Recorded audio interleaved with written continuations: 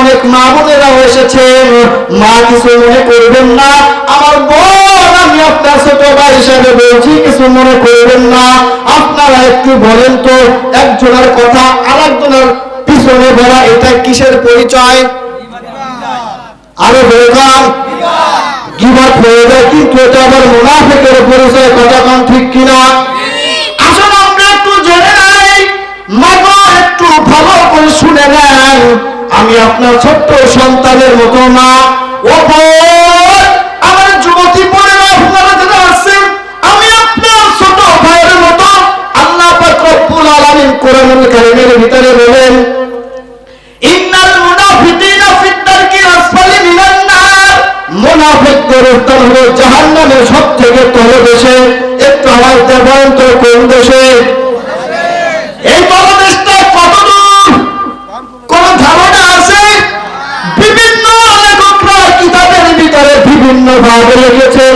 একজন কিতাব লেখক লিখেছেন, আমার নবী আখির জামানার নবী মুহাম্মদুর রাসূলুল্লাহ সাল্লাল্লাহু আলাইহি সাল্লাম যেদিন হযরতে আমিনার গর্ভে আসলেন, ওই দিন জাহান্নামের উপর থেকে একটা পাথরকে ছেড়ে দেওয়া হলো।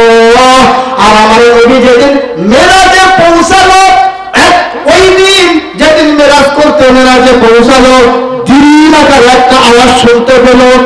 আমার নবী জিব্রাইল আমিনকে ডাক দিয়ে বলল, জিব্রাইল, যে দিন আকারে যে আওয়াজটা শোনা গেল, আওয়াজটা কিসের আওয়াজ? জিব্রাইল আমিন ডাক দিয়ে বলে, ইয়া রাসূলুল্লাহ, ইয়া হাবিবাল্লাহ, আপনি যে আওয়াজটা শুনতে পেলেন, আপনি যেদিন আমিনার গর্ভে আসলেন, আপনার মায়ের গর্ভে আসলেন, ওই দিন জাহান্নামের উপর থেকে একটা পাথর ছেড়ে দেওয়া হয়েছে। ওই পাথরটা আজকে জাহান্নামের তলদেশে গিয়ে পৌঁছেছে।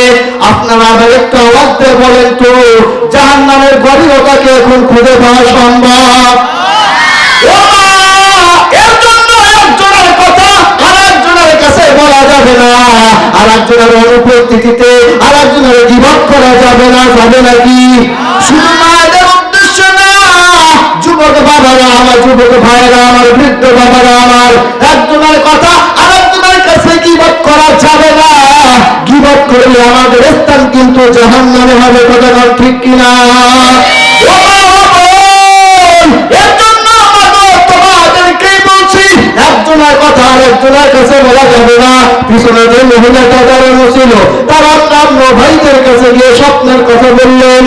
স্বপ্নের কথাগুলো বলার পরে তার অন্যান্য ভাইরা ইউসুফ নবীকে মারার ষড়যন্ত্র করলেন।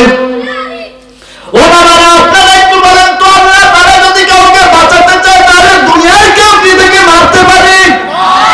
রাখে আল্লাহ, মারে কি আর মারে আল্লাহ রাখে? কে কথা ঠিক কিনা?